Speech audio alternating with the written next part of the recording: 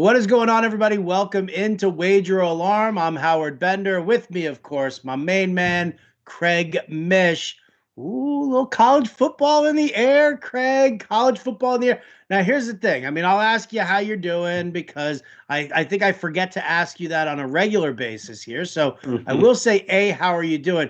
B, I love the guidance that you give me here through college. Like, I grew up in New York and I went to a Div 3 school where athletics were not the priority. So I never really got bit by the college football bug, the college sports bug, for that matter here. So I appreciate you sharing some tips with me early on here about how to properly bet college football. And yeah, so let's without further ado. Hi, how are you? I'm doing well, and it's great to be with you. And for people who watched our live streams 2 years ago and 3 years ago, Howard and I spent a lot of time on the Golden Nugget contest where we picked against the spread, 7 teams each week, handful of college and some pro, and we did really well 2 years in a row at that. But last year we took a Go break. Navy! Last year we took a break from college on the streams because simply put, it was probably the right thing to do. Like, you only had a handful of games being played. One team played 12 games, another team played 4 games. Things were upside down. There were massive COVID issues. There's more kids on each team, so of course more issues could pop up. And look, that's not to say that that won't happen this year again in college football. I mean, I don't think the NFL is going to have any postponements this year. I really don't think so. But college is possible. I could see that happening just because of the nature of the student athlete. But I think that this year, I feel pretty confident going into the year that there are some teams that last year, some of their issues will get better this year just because of those things that popped up. There's one team that we'll talk about that had massive COVID issues. I think that led to a poor season. And then what you're doing a lot of times, especially Howard, when you're betting on what we're going to talk about here, these win totals, like unlike the NFL, like the number one thing you're looking for is returning starters. Like, that is what you're looking for in college. You're looking for experience at the quarterback position, offensive line, defensive line. Some other things can work themselves out, wide receivers, running backs, and defensive backs, but you have got to have a large amount of your production returning in order to beat some of these numbers. And so a lot of different schools out there, hundreds that we could possibly review. On this stream, on this video, we've narrowed it down to 5 going into the 2021 college football season. Well, let's before we jump into the five, because yeah, I think it's good to keep it narrow in the sense of these are the teams that we like, these are the plays that we like. This isn't necessarily going all willy-nilly and stuff like that. But you've given me some good advice over the years as far as betting college football. Number one, things like staying away in general from like Notre Dame, and some of those big those big conference games where it's like, you've got Oklahoma versus Oklahoma State or, whatever the case may be. But you also, one of the things that I thought that I've really actually taken to heart the more I do research into it is you said to me, stay with the conference like that, like Yeah. if you're just starting out, pick one conference that you follow, that you watch, study them, and then from there you can kind of broaden it up. Do you still do that? I mean, you're kind of a seasoned pro at all of this. Yeah, I just think that for the most part, I think that there are some things you could take away from last season, but you basically got a handful of games played by each team. And if you remember last time, this time last year, I believe the Big Ten and the Pac-12 had decided they were not going to play their season, like not going to play it in August, a week before the season started. And then when everybody else decided to play, Howard, they decided to start up in November. It just was a crazy year. There's not a lot that you can go off last year specifically, so you have to pay close attention. Another thing that you mentioned in terms of conferences, which players are transferring from outside of the conference into the conference? How did they fare outside? Then you have to go back and do that research as well. In terms of the small school preparation, that's something that on a weekly basis, it's pretty easy to do because you just look at the team, you see how they did the week before, you see who's injured, try to catch up on some of the reports, and then, of course, try to get ahead of the line on a weekly basis. But in terms of the season win total, yes. Excuse me. I'm trying to stick with what I know. Some bigger schools here, yes, involved that we're going to talk about. But I think at the very least, my reasoning will sound accurate here. It doesn't mean in the end that that's going to be the winning ticket, though. That's how it works. All right. Well, then let's get to it here. Here are 5 picks that Craig likes for win totals in college football, and I'll throw in some plucky comic relief here as we kind of go along. I said go Navy before. You and I, we did some great stuff with the picking against the spread with Army and Navy. Yeah, we have.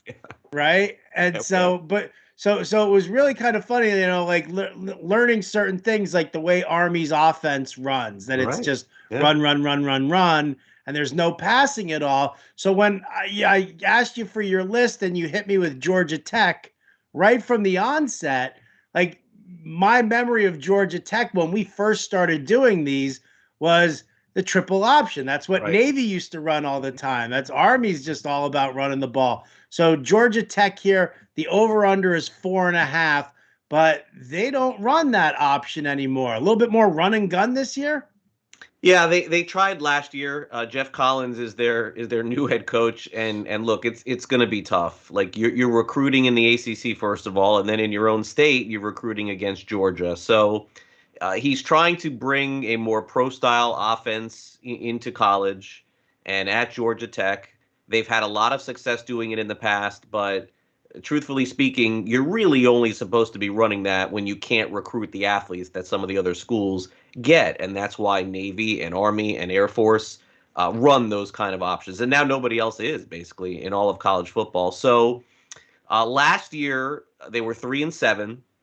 They played 10 games total, and because of just everything that was going on with them trying to fix things, they committed the most penalties in the ACC. So that should not be a surprise as well. You're trying to run a pro style offense with players who have not done it. So I think going into this season, you'll get a better glimpse of maybe what they could be in 2022. But I don't think that that's going to change this year. I think it's usually a 4 or 5 year plan where all of a sudden maybe you could become a 500 team. But they knew that they were going up against this. So one other thing when you're doing win totals is that you want to try and guesstimate, and it's not easy, if you can, the amount of games the team is going to be favored in if you want the over for the season. Because if you don't think they're going to be favored in games where they're not going over their win total, then what's the point? Like you're making the wrong bet. So when I looked at their schedule and all these things considered, I saw Kennesaw State and Northern Illinois.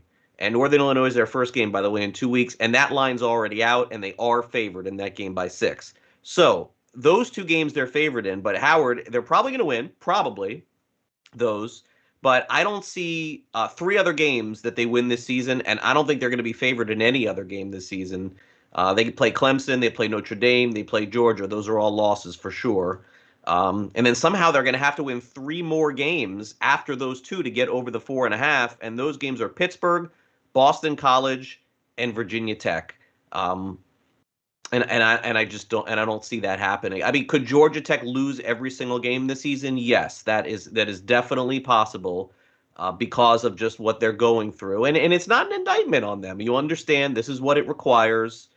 Collins is a really good coach, but it's going to take some more time. And this is another rebuild year for them. So Georgia Tech is under 4.5 wins for me going into this season. I have them at 3 wins this year.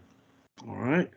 Next team on your list, I got the Ole Miss in the SEC. I know you're down there in Florida. You watch a lot of SEC football. So, interesting here. The over/under on their win total is 7.5. Matt Corral is back again. Strong passer, can extend plays with his legs. Good rusher as well.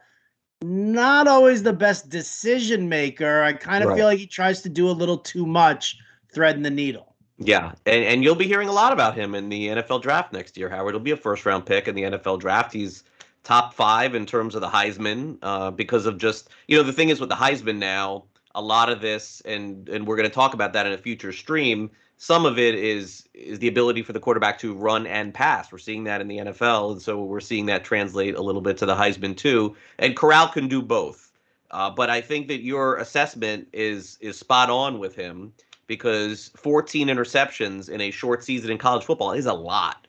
But Lane Kiffin is the head coach, so he is going to let caution to the wind. This is just who he is, and Corral is going to be his guy, and he's going to win some huge games. Like, you should not be shocked this season for Mississippi Howard to beat Alabama and then lose to some bad team because they make mistakes. That's just kind of the year that I think that they could have. Okay. But the good news for them is they are the only, I mean, think about this. In Mississippi, Howard, they are the only fully vaccinated college football team in the country. The only one. So, I mean, that's great news going into the season for them, for sure. They'll play against Austin and P. They're going to beat them. They're going to beat Tulane. That's 2 wins. They're going to beat Arkansas. Arkansas's in the toilet. That's 3. They'll beat Liberty for sure. Liberty's okay, but they'll beat them. And then Vanderbilt is a non-factor. So I'm already looking at 5 wins there. So they're going to have to win 3 more games, and their home games are against Texas A&M, Tennessee, LSU, Louisville, and then at Mississippi State, which is always a crazy game end of the year. Howard, as you mentioned earlier, we're always talking about these wild games, Oregon State. It's just nuts when they play these rivalry games. So they get some home games against tough teams. I think that they are winnable. I think the Tennessee game is very winnable for them. I don't think LSU is very good.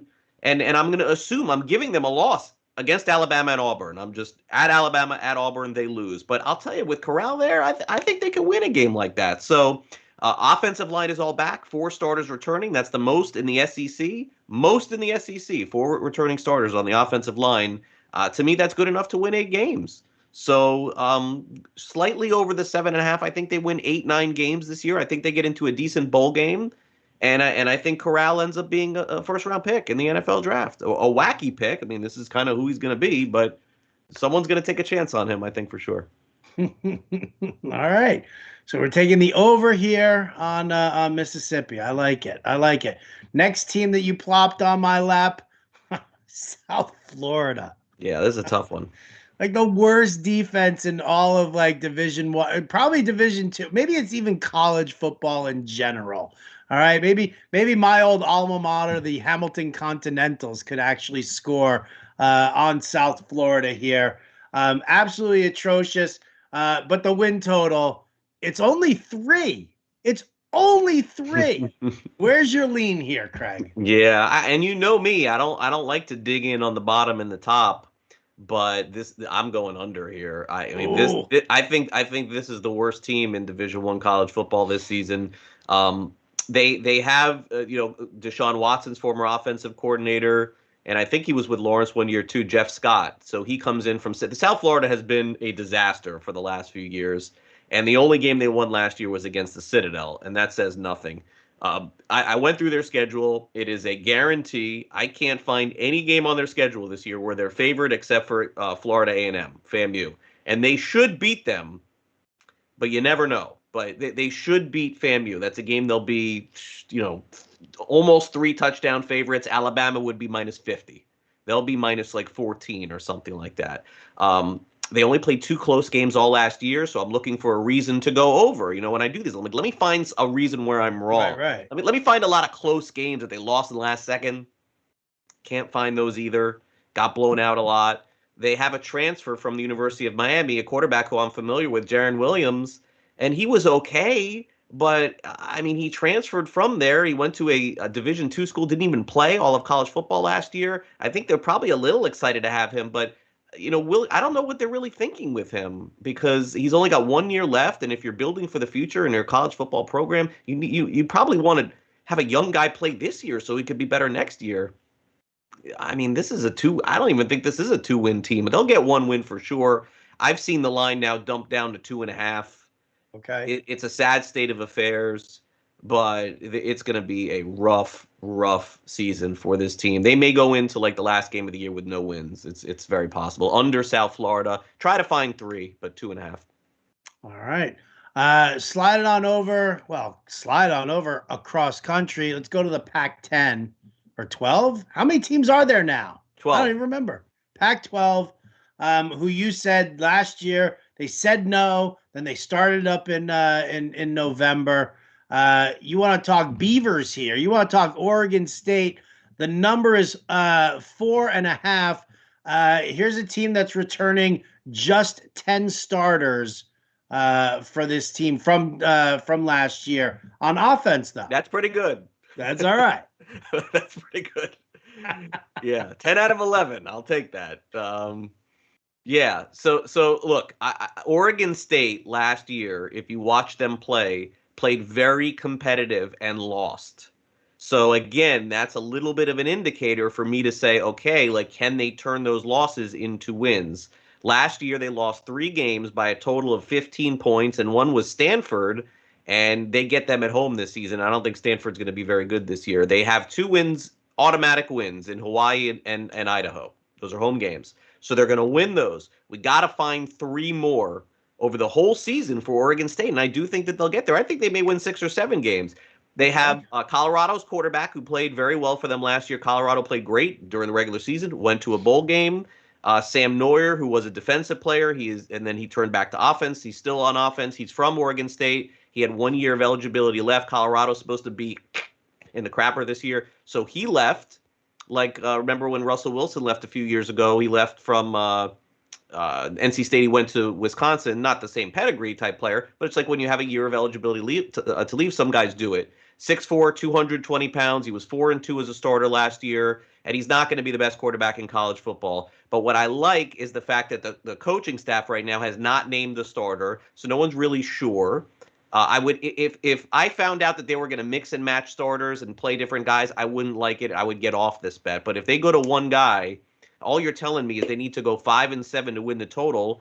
They beat Oregon last year, and they almost never beat Oregon. That was a great sign for them, beating the Ducks, who are a really good team.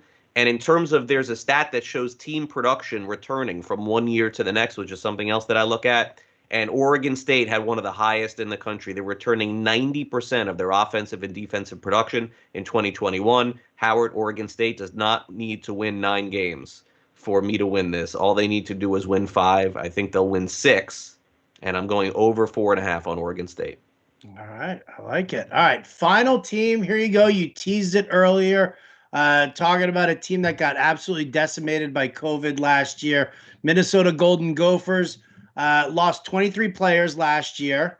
Ended up with 3-4 in the shortened season. This was an 11-win team back in 2019. You look at what they've got. They're returning 10 starters on offense. They're returning 10 starters on defense. That's pretty solid here. The total is 7 right now. Do you like the over, the under? Yeah, and I think that the COVID issues for Minnesota, especially on defense, was really the reason why they fell so poorly here. Their head coach, PJ Fleck, took over from Western Michigan, immediately made Minnesota a contender in the Big Ten. And they were that team, Howard, last year in the Big Ten, that when you had a game scheduled against them, you couldn't play because the whole team had COVID. It was just a nightmare season for them. And look, that was last year. This is it. This is this year. I went through their schedule. They have a chance to be favored in 8 games, and their season total is 7. So now you have to assume they're going to get upset. I'm not silly, okay? Like, if they're favored in 8, maybe they win 6, but they could also be underdogs and win a couple of games too. And that's important because I think they have a chance to win some of those. So another thing to watch this year is they have the best running back in the country, or one of the best running backs in the country. Muhammad Abraham, 153 yards a game last season. He was the Big Ten running back of the year and had back-to-back 200 games in a very short season. And he was one of the guys who was healthy for them against Maryland and Illinois. He's also 50-1 to win the Heisman Trophy Award. We'll be talking about him in fantasy football next year as, probably an NFL draft pick. I would say, second, third round, top 3 running back off the board. Why is this important? What do running backs do, Howard, when you're betting a team? They're holding the ball at the end of the game and they're running the clock out. And if you can do that, you can win games. I don't think Minnesota gets back to 11 wins. I think that was a lot, but a lot of their players are back and they're healthy. So I think they win more than 7. Over Minnesota, over 7 wins in 2021. All right. I like it. I like it, Craig. All right. So let's wrap it up and sum it up for everybody. Georgia Tech, under 4.5 wins for them. Mississippi over 7.5 wins. South Florida, under 3. It's 2.5 in some places. You'll still bet it at 2.5 there, Craig? I'll find my 3, but yeah. You'll find your 3. Oregon State over 4.5 wins. And finally here, the Minnesota Golden Gophers over 7 wins for them. I like it. I'm ready to lock it down. I'm ready to throw some money down on this one here, Craig. Here we go. Great stuff as always. Big thank you to Craig Mish for all the work that he puts in. I want to thank our producer Matt Sells as well.